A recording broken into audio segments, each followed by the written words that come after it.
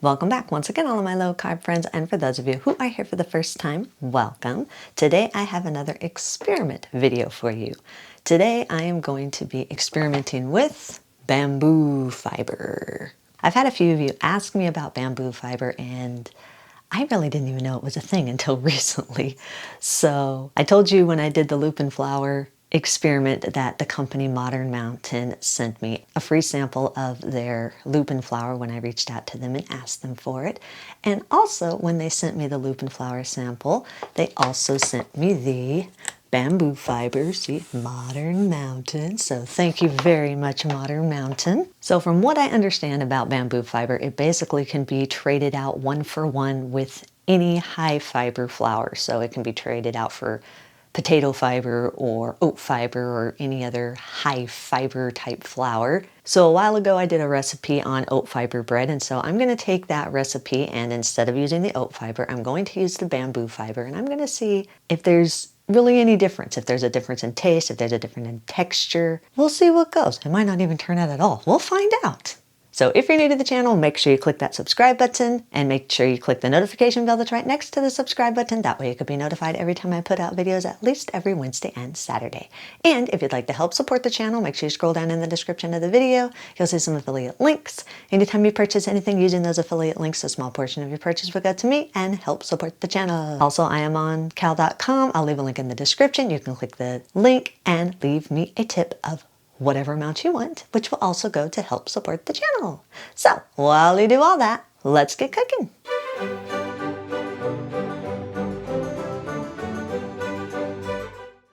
Preheat your oven to 350 degrees. Line a 7 by 3 inch or 8 by 4 inch loaf pan with parchment paper. Allow the paper to hang over the sides just a little bit so that you can easily remove the bread once it's done baking.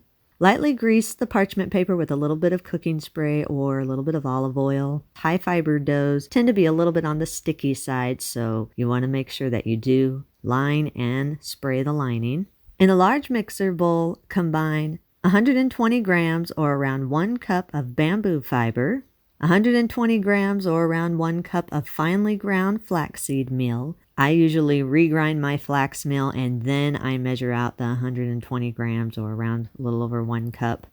Add 15 grams or around 1 tablespoon of baking powder, 9 grams or around 1 tablespoon of instant dry yeast. This is optional. The yeast is not going to do anything to help it to rise or anything. It's strictly for flavoring.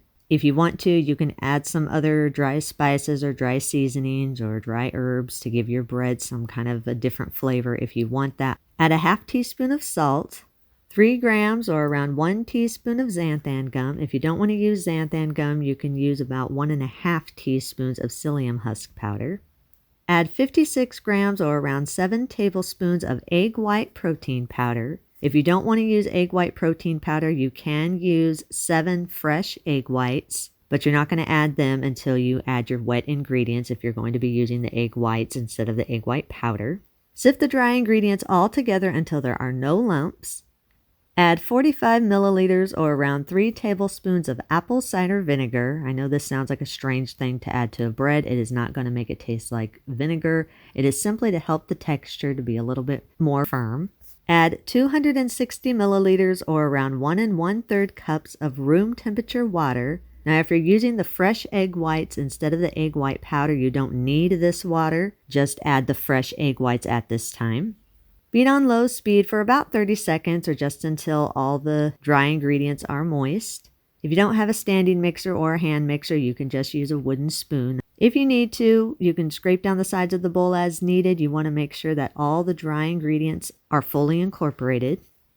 Add 300 milliliters or around 1 1/4 cup of boiling water. You do want this to be boiling. The heat from the boiling water are going to help soften the flaxseed meal and the fiber. That way you can have a softer, smoother texture in your bread. Beat on medium-low for another 30 to 45 seconds or until everything is fully combined and you have a moist, sticky dough that forms. It's actually going to be more of the texture of a very thick batter. It's also going to be very sticky, but it shouldn't be so sticky that it can't release from your spoon or your beaters, whatever you're using to mix it up with. Scrape down the sides of the bowl and push everything to the center of your mixing bowl. Scoop the dough into your prepared loaf pan. Then use a spatula or a butter knife and spread the dough evenly and smoothly throughout your loaf pan. Now again, as I said, this dough is very, very sticky, so it can be a little difficult to get the top smooth, but you want to try to get it as smooth as even as possible. I didn't do the best job spreading it, so once mine baked, the top of it, you'll see, is very wonky, very deformed, but it's okay. Once spread, place the loaf pan in your preheated oven. Bake at 350 degrees for 1 hour or until the bread is golden and a texture comes out clean. Once the bread is done baking, remove it from your oven. As you can see from the top here, what I was telling you about when you don't spread it evenly, I got a wonky top. Then allow it to cool in the pan for about 30 minutes or until it's firm. Once your bread is firm, grasp the overhanging parchment paper and carefully lift your bread out of the loaf pan and transfer it to a wire rack. Then allow the bread to cool completely before slicing it. Alrighty, we are back. We've got a lovely piece of bread. My butter is dripping off of it. I actually made this a couple days ago because I wanted to see how it was going to store, if it was going to store good. And it did. It stored very good. When it first came out of the oven, it had a really crusty top, but after being stored for a couple of days, that crustiness softened a little bit. It's still crusty, but not quite as crusty, which I actually liked because it was like super crusty when it first came out, which, you know, isn't bad, but I actually like that it softened a little bit on the crusty side. But I'm trying to get this where you can get the texture look without my butter dripping everywhere. But I don't know if you can see that. Hopefully you can. Some of the butter's melted in, but it's got a nice crumb look to it. It's firm.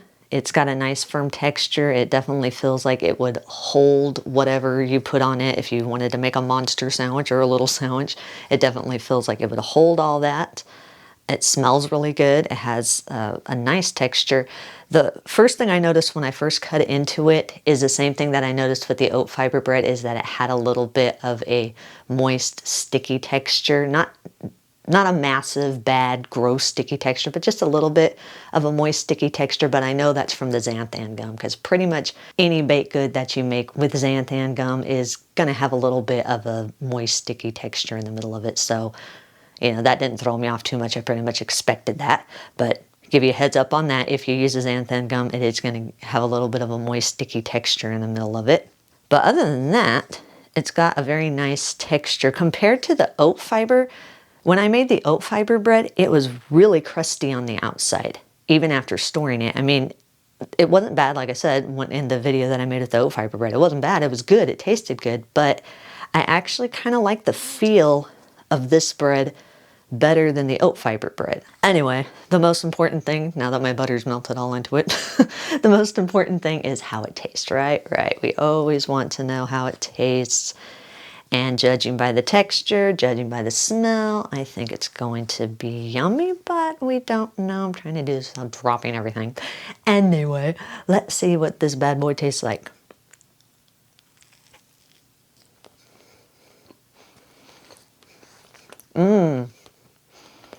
That's really good. Really good. Yeah. That, I think, is the closest taste-wise that I personally have gotten to traditional wheat bread. And it has a really mellow flavor, which compared to the oat fiber is like coconut flour. Coconut flour is always going to have a little bit of a coconut taste. Oat fiber is always going to have a little bit of an oat taste. And this bamboo fiber has a very neutral taste. It basically blends in with whatever seasonings or extracts, or in this case yeast that I used, kind of blends in with that flavor and doesn't overpower. So I really like that. I really like the taste. I really like the texture. I'll leave a link in the description to the Modern Mountain bamboo fiber. Modern Mountain's got some good stuff. I hope this experiment was helpful to you in case you ever heard of bamboo fiber and just weren't sure about it. Definitely be making more of this. And that's our recipe of the day. I hope you enjoyed it. If you did and you want to see more videos like this, make sure you click that thumbs up like button, click that subscribe button, leave me a comment if you want to. Let me know if there's any recipes that you'd like to learn how to make, and I'll do what I can to get those out there for you. And as always, keep cooking.